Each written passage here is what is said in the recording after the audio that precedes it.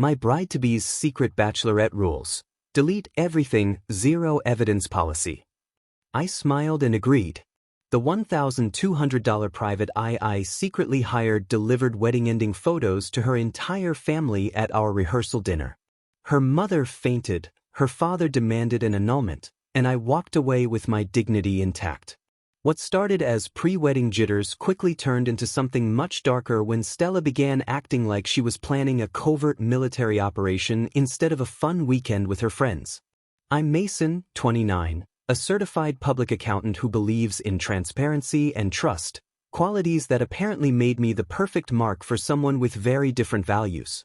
3 weeks before our wedding, Stella announced her bachelorette party would have strict digital guidelines that sounded more like witness protection protocols than celebration rules.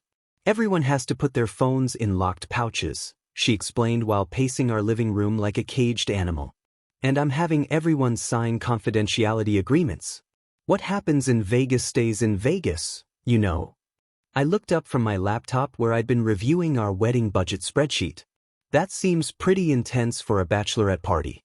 What exactly are you planning that requires legal documents? Her laugh sounded forced. Just girl stuff. You wouldn't understand.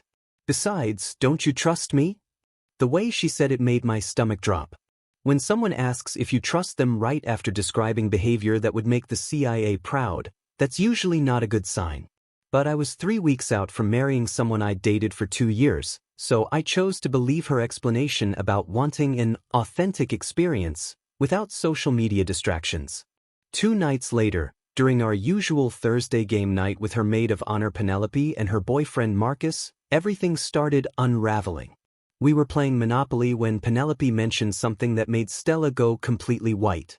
I still can't believe you guys found entertainment that required background checks and health screenings. Penelope laughed, counting her play money. That's so thorough. My cousin's bachelorette party just hired some college guys from Craigslist. The silence that followed was deafening. Stella's dice clattered to the floor as her hands started shaking. Penelope, we talked about this, she whispered, her voice tight with panic. We agreed not to discuss details. Marcus looked confused. Health screenings? What kind of entertainment needs medical clearance? I watched Stella's face cycle through emotions, panic, anger, desperation. It's nothing, she said too quickly. Just Vegas being Vegas. You know how strict they are about everything there.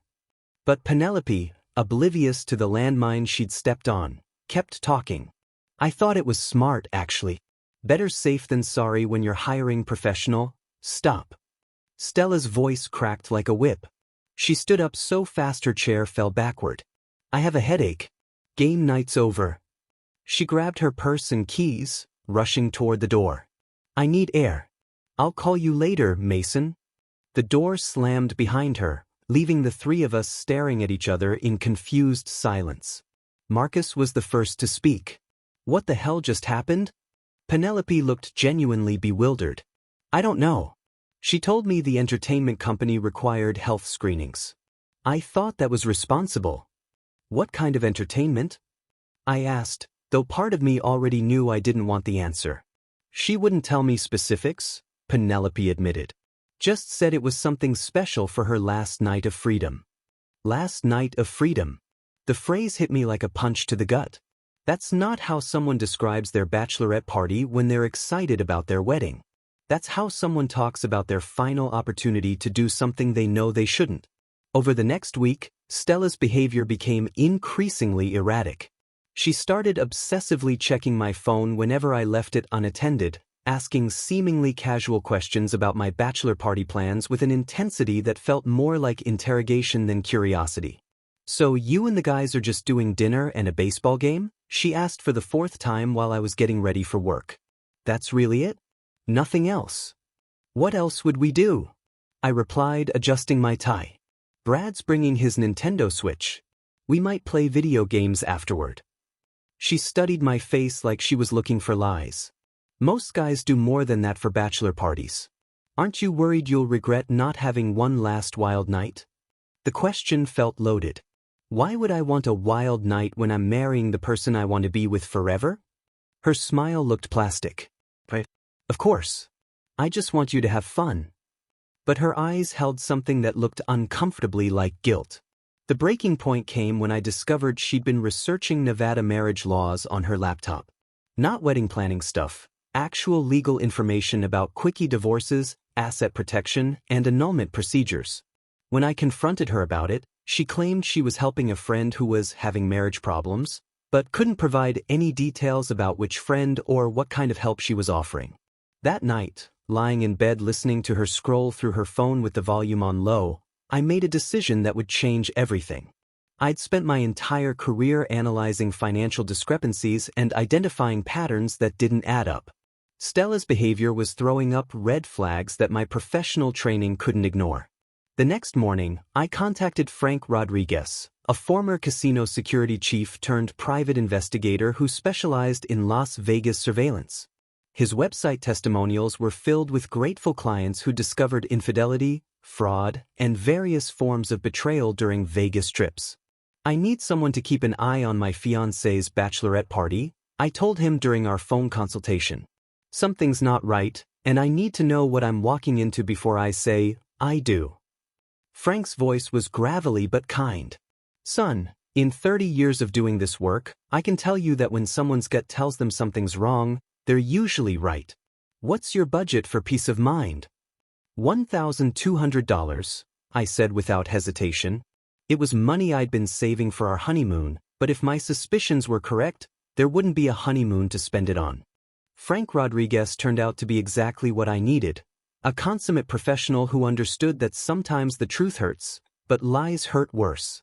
Within 24 hours of Stella's departure to Vegas, he'd already infiltrated her bachelorette party through an extensive network of hotel contacts, casino employees, and security personnel who owed him favors from his 15 years running surveillance at the Bellagio. Your fiancée and her friends are staying in a high-roller suite on the 32nd floor, Frank reported during our first check-in call.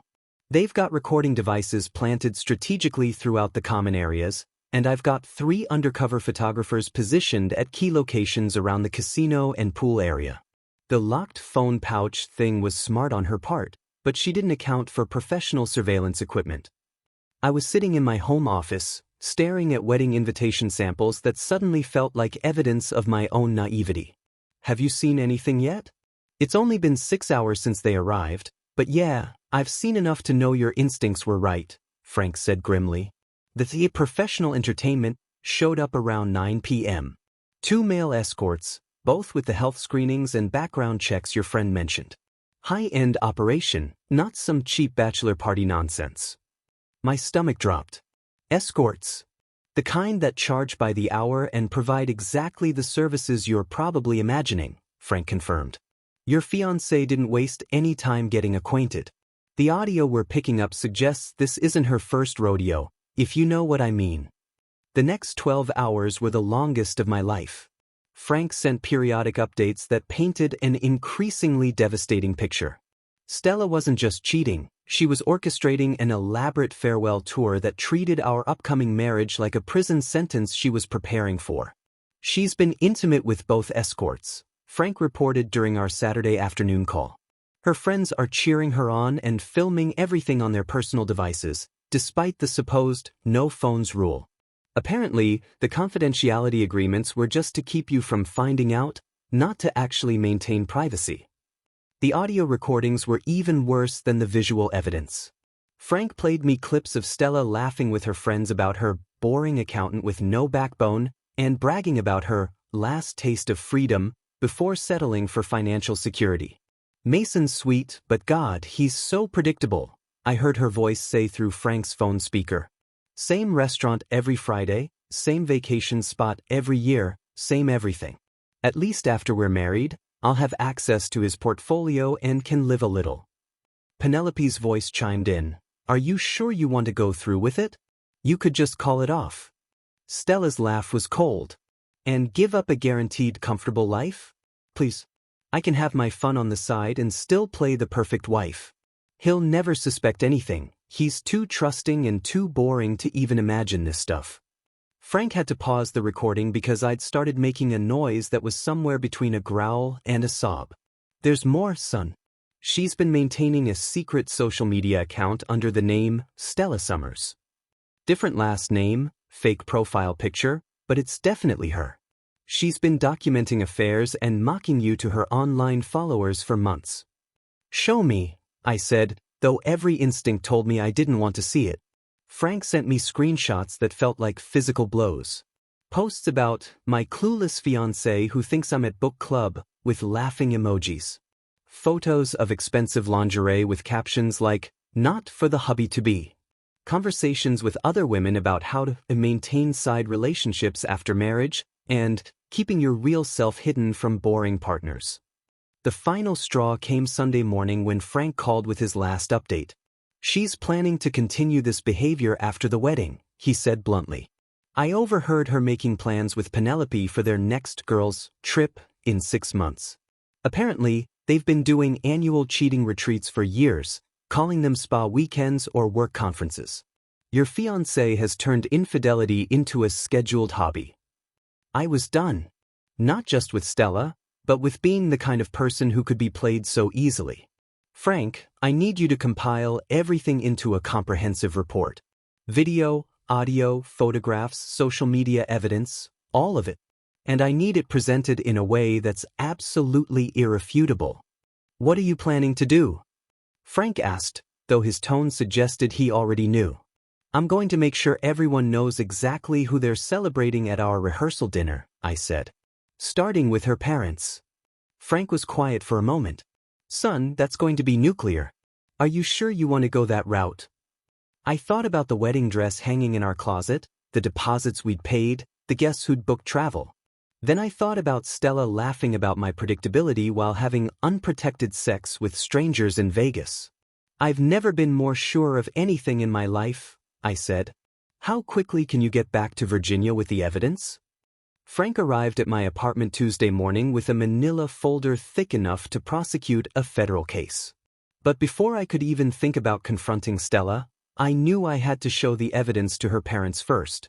Colonel Robert Sterling and Dr. Patricia Sterling weren't just Stella's parents. They were decent people who'd raised what they thought was a decent daughter, and they deserved to know the truth before it exploded publicly. I drove to their suburban Virginia home that evening, my hands shaking as I rang the doorbell. Patricia answered, her face lighting up with the warm smile that had always made me feel like family. Mason, what a wonderful surprise. Robert's in his study. Come in, come in. Colonel Sterling emerged from his home office, still carrying himself with the military bearing that had served him through 30 years in the Army before transitioning to a successful defense contracting business. Son, good to see you. Everything all right? You look like you've seen a ghost.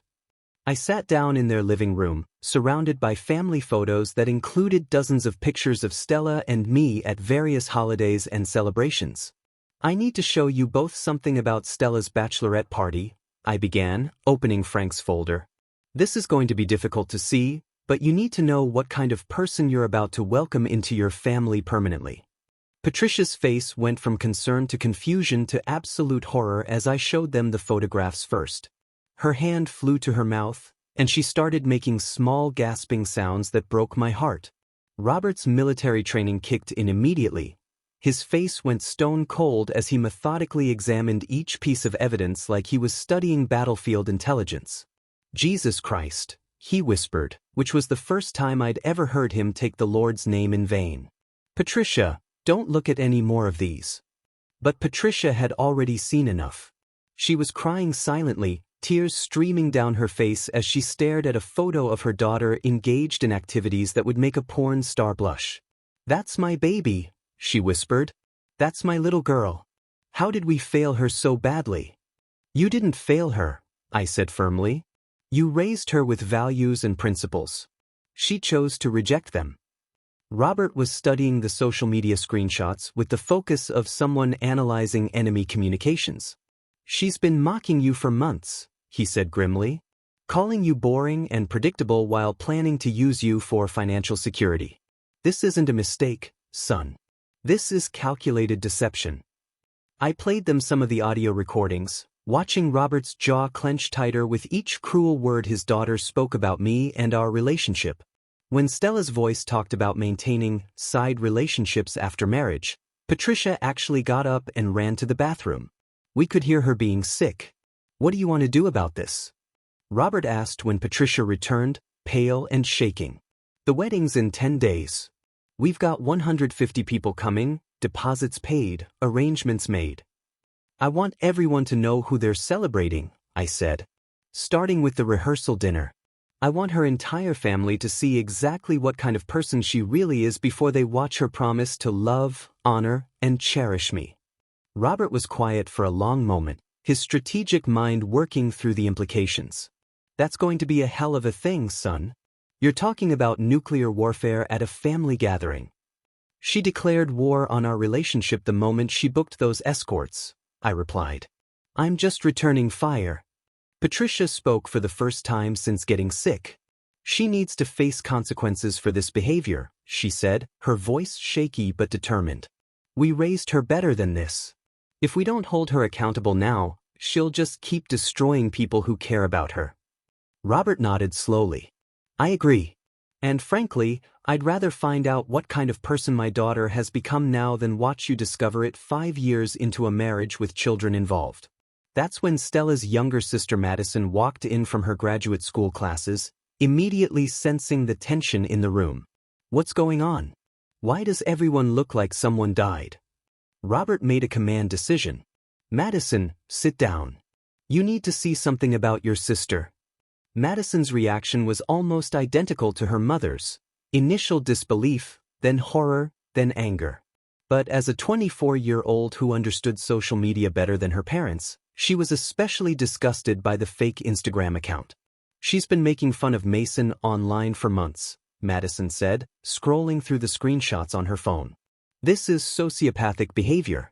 Who does this to someone they claim to love?" "Someone who doesn't actually love them," Robert said grimly. "Someone who sees them as a resource to be exploited."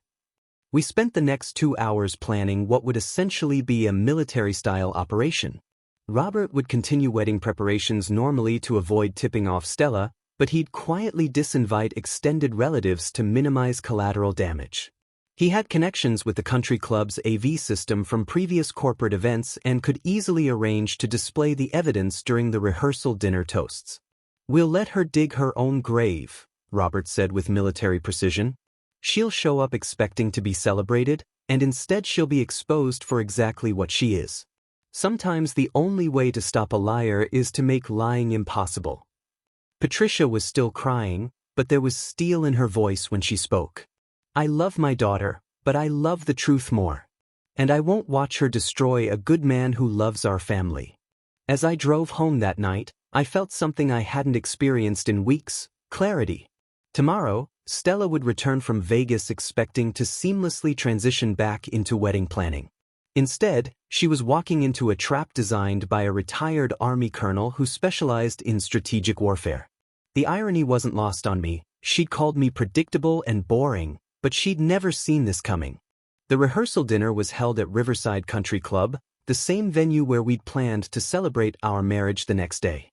60 of our closest family members and friends gathered in the elegant dining room overlooking the golf course, everyone dressed in their finest attire and genuinely excited to toast our upcoming union. Stella looked radiant in a flowing navy dress, her hair perfectly styled, playing the role of blushing bride-to-be with Academy Award-worthy performance. She'd returned from Vegas 3 days earlier acting slightly guilty but chalking it up to too much champagne and girl time, never suspecting that her entire future was about to implode in front of everyone she'd ever cared about. I sat at the head table, watching her laugh and hug relatives, accepting congratulations and well wishes from people who genuinely loved her. My future mother-in-law Patricia kept catching my eye from across the room, her smile strained but supportive. She'd been crying intermittently for 3 days but was determined to see this through. Robert had spent the morning testing the venue's AV system with the club's events coordinator, claiming he wanted to show a special tribute video during the toast portion of the evening. Frank Rodriguez was positioned discreetly near the back of the room, wearing a suit and looking like any other wedding guest, but carrying legal documentation that proved every piece of evidence had been obtained through legitimate surveillance channels in public spaces. After dinner, Robert stood up with his champagne glass, commanding the room's attention with the natural authority that had made him a successful military officer. Ladies and gentlemen, thank you all for being here tonight to celebrate Mason and Stella. Before we toast their future together, I'd like to share something special about my daughter's character. Stella beamed, probably expecting a heartfelt father of the bride speech about her childhood dreams and wonderful qualities. Instead, Robert nodded to the event's coordinator, who dimmed the lights and activated the large projection screen typically used for corporate presentations. This past weekend, Stella went to Las Vegas for her bachelorette party, Robert continued, his voice steady but cold. I think it's important that everyone here see exactly how she chose to celebrate her last days as a single woman. The screen flickered to life, and suddenly 60 people were watching crystal-clear footage of Stella engaged in intimate activities with 2 male escorts while her friends cheered and filmed everything. The silence was absolutely deafening. I watched faces around the room cycle through confusion, shock, disgust, and horror as the reality of what they were seeing sunk in. Stella's grandmother, a devout Catholic in her 80s, began praying loudly in Latin while crossing herself repeatedly. Her uncle Marcus, a corporate executive who'd flown in from Seattle, was calculating financial losses out loud. Jesus Christ, we've got $40,000 tied up in this wedding. The venue, the catering, the flowers. Patricia Sterling didn't just faint. She collapsed so dramatically that the venue's medical staff, who'd been stationed nearby for the elderly guests, rushed to her aid with oxygen and smelling salts. The country club manager, who'd hosted thousands of events, later told Robert it was the first time he'd ever seen a rehearsal dinner turn into a medical emergency and potential riot simultaneously. Stella's desperate attempts at damage control made everything worse. "This is illegal," she screamed, pointing at me with shaking hands. "He hired someone to spy on me. This is invasion of privacy. You can't show this." That's when Frank stepped forward, adjusting his tie like a professional witness taking the stand. "Ma'am, I'm Frank Rodriguez, licensed private investigator in Nevada and Virginia. Every recording you just saw was obtained through legitimate surveillance channels in public spaces or areas where no reasonable expectation of privacy existed. I have all the legal documentation right here." He held up a folder that looked as official as a court filing. The hotel corridors, casino floors, and pool areas where this footage was taken are all considered public spaces under Nevada law. Your fiancé hired me through completely legal channels to observe your behavior, and I followed all applicable state and federal regulations. The room erupted into chaos as the full implications hit everyone simultaneously. Stella's college sorority sisters, who'd been giggling and taking selfies 30 minutes earlier, began physically confronting my groomsmen, accusing them of being complicit in some kind of elaborate setup. My best man Brad, a software engineer who'd never been in a fight in his life, found himself trying to explain constitutional law to 3 drunk women in cocktail dresses who kept screaming about toxic masculinity and violation of trust. The venue's security had to intervene when Stella's cousin Jennifer threw her champagne glass at Frank, missing him but shattering against the mahogany bar and sending glass fragments across the marble floor. The country club manager made the decision to call the police when Stella herself lunged at me, screaming incoherently about ruining her life and destroying her reputation. It took 2 security guards and my father to restrain her while she thrashed and cursed loud enough to be heard in the parking lot. "You boring piece of shit," she screamed as they held her back. "You think you're so smart? You think you're better than me? You're nothing. You're a pathetic accountant who couldn't keep a woman satisfied if your life depended on it." The police arrived 20 minutes later to find 3 people being treated by paramedics: Patricia Sterling for fainting, Jennifer for cuts from the glass she'd thrown, and Stella herself for what appeared to be a complete psychological breakdown. The officers took statements from multiple witnesses, reviewed Frank's documentation, and ultimately determined that no crimes had been committed except for Stella's assault on Frank and destruction of property. As they led her away in handcuffs, she was still screaming about lawsuits and revenge, her carefully styled hair disheveled and her navy dress torn from struggling with security. The last thing she said before they put her in the police car was directed at me: "You'll regret this. I'll make you pay for humiliating me."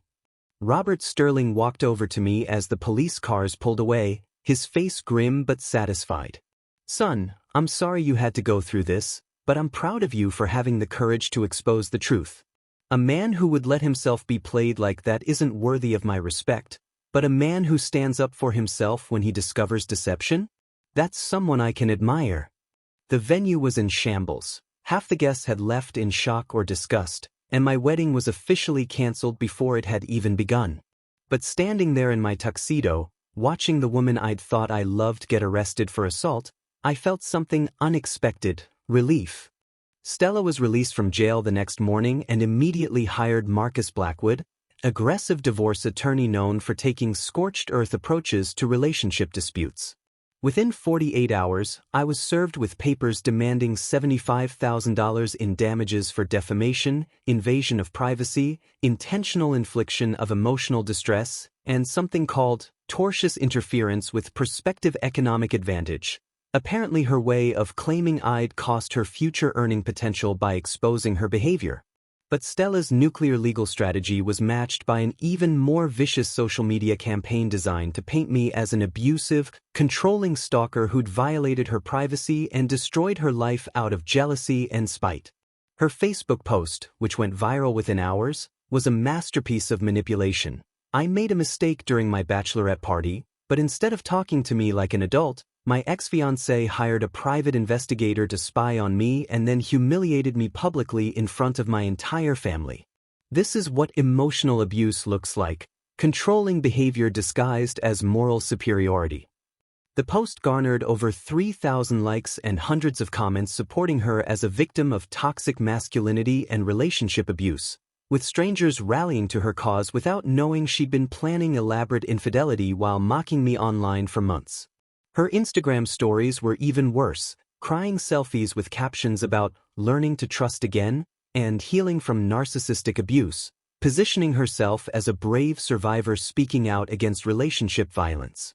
But Stella had underestimated both the thoroughness of Frank's investigation and the guilt eating away at her maid of honor Penelope, who'd been having nightmares about her role in the deception since the rehearsal dinner disaster. 3 weeks after the lawsuit was filed, Penelope contacted my attorney with a confession that destroyed Stella's entire legal strategy. "I can't live with myself anymore," Penelope told my lawyer during a recorded phone call. Stella planned the whole Vegas trip specifically to cheat on Mason. She researched escort services for months, picked out the guys based on their profiles, and called it her farewell tour, before settling for financial security. Penelope provided text message evidence going back 6 months, showing Stella's premeditated planning, including researching Nevada privacy laws, planning alibis for future affairs, and discussing prenuptial strategies designed to maximize her payout in case of divorce. The smoking gun was a text from 2 weeks before Vegas. "I know Mason's going to propose soon, and honestly I'm ready for the security, but God, I'm going to miss actually enjoying sex. These Vegas guys better be worth it because it might be my last chance to be with real men instead of accountant boys."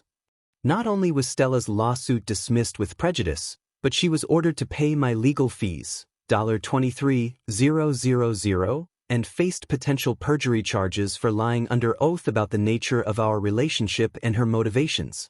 The judge's ruling was scathing.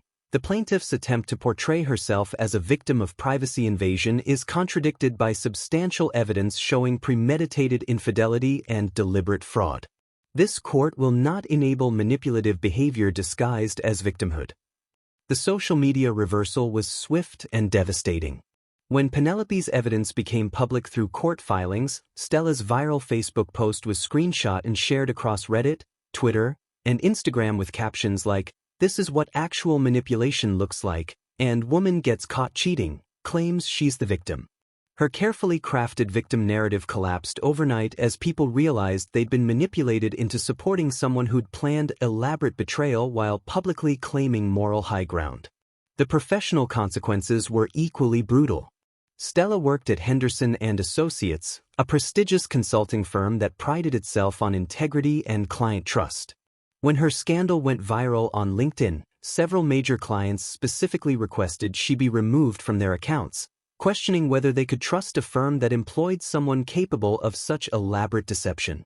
The final straw came when a client recorded Stella making disparaging comments about boring corporate types who take everything too seriously during a project call, then sent the recording to her supervisor with a note about reconsidering their business relationship. Stella was terminated within a week for performance issues, but everyone understood she'd become a liability the firm couldn't afford to keep, making her essentially unemployable in her field as her reputation preceded her everywhere she applied. 3 months after losing her job, I thought Stella had finally hit rock bottom and would disappear from my life permanently, but her behavior became increasingly erratic and dangerous as unemployment, social isolation, and mounting legal bills pushed her toward what could only be described as a complete psychological breakdown. The first sign came when I started dating Dr. Sarah Martinez, a veterinarian I'd met through a mutual friend who specialized in emergency animal surgery at a 24-hour clinic. Someone who was genuinely kind, intellectually curious, financially independent, and completely comfortable with quiet evenings that didn't require expensive entertainment or constant validation. When Stella discovered through social media stalking that I was seeing someone new, her fragile grip on reality snapped completely, starting with drive-bys past Sarah's veterinary clinic and late-night calls to the emergency line claiming pet emergencies, only to hang up when staff arrived to help. The harassment escalated when Stella began leaving fake negative reviews online, claiming Sarah was incompetent and had killed her imaginary pets through negligence, flooding Google, Yelp, and Facebook with detailed accounts of fictional malpractice that sounded believable enough to damage Sarah's professional reputation. "She's describing surgical procedures that don't even exist," Sarah told me, scrolling through reviews claiming she'd performed emergency cardiac bypass surgery on a hamster. Physically impossible, but convincing to people unfamiliar with veterinary medicine.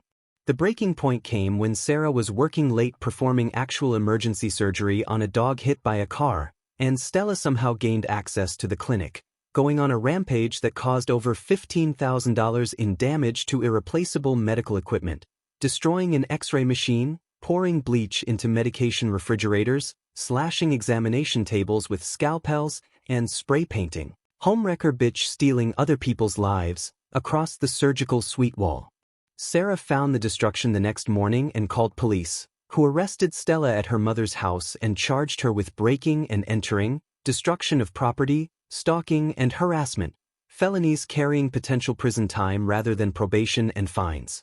But even criminal charges couldn't stop Stella's descent into complete delusion as she attempted to blackmail her own parents from jail with fabricated evidence of family dysfunction, threatening to ruin Robert's consulting business and Patricia's medical practice unless they paid for her legal defense, using doctored photos and fake text conversations designed to make her father appear to have gambling debts and her mother seem to be having an affair. She wants $50,000 to keep quiet about completely fictional scandals, Patricia told me during a tearful phone call, explaining how their own daughter was trying to destroy their lives to save herself from the consequences of her criminal behavior.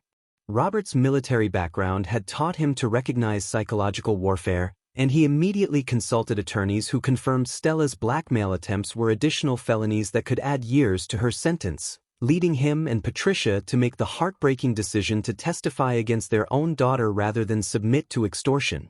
The final nail in Stella's coffin came from the male escorts from Vegas, who came forward publicly after she attempted to blackmail them as well, threatening to release intimate videos she'd recorded without consent unless they provided false testimony claiming I had somehow coerced them to participate in her infidelity.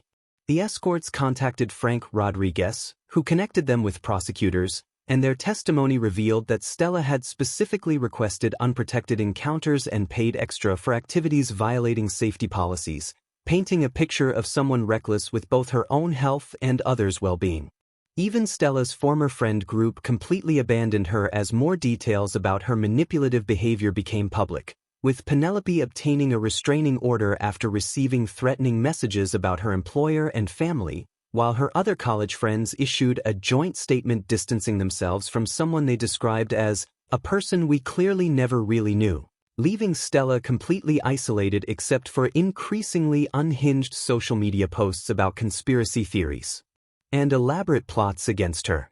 2 years after the rehearsal dinner that changed my life, I found peace in therapy with Dr. Jennifer Walsh, who helped me process the psychological damage from dating someone capable of such elaborate deception and understand that Stella's behavior represented a personality disorder rather than typical relationship problems, making my decision to expose the truth, while painful, probably the thing that saved me from years of psychological abuse disguised as marriage. I began seriously dating Sarah 6 months into therapy, and she appreciated my honesty about the entire ordeal, finding my decision to expose Stella's behavior admirable rather than vindictive. Most people would have just called off the wedding quietly and let her keep her reputation intact, Sarah told me over dinner at the restaurant where we'd had our first date. The fact that you cared enough about truth to risk looking like the bad guy tells me everything I need to know about your character. Frank Rodriguez became an unexpected friend throughout the process, helping me navigate not only the legal aftermath but the emotional complexities of watching someone destroy themselves through their own poor choices, and he attended Sarah's and my wedding 2 years later as an honored guest, joking during his toast that it was the most satisfying case of his 30-year career. I've caught cheating spouses, embezzlers, insurance fraudsters, and corporate spies, Frank told the reception crowd, raising his champagne glass. But I've never seen someone work so hard to destroy their own life as comprehensively as Stella did. Mason didn't ruin her, he just gave her enough rope to hang herself with.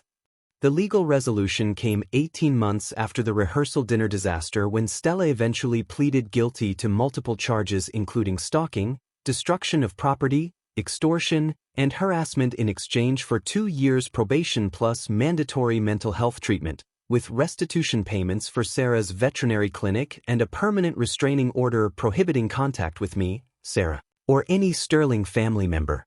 Even her court-mandated apology letter revealed she still didn't understand what she'd done wrong. I acknowledge that my behavior after the breakup was inappropriate, but I still believe Mason's decision to publicly humiliate me was an overreaction to what should have been a private matter between us, showing she still saw elaborate infidelity and premeditated fraud as a private matter, rather than calculated betrayal. Judge Patricia Hendricks wasn't impressed by Stella's continued victim mentality, telling her during sentencing, "Your private matter involved elaborate deception, premeditated infidelity, and a calculated plan to defraud someone who loved you. The defendant's response was entirely proportionate to your behavior." The most satisfying resolution came when Riverside Country Club donated their services for Sarah's and my wedding ceremony, with their events coordinator explaining that in 30 years of hosting events, she'd never seen someone handle betrayal with such dignity.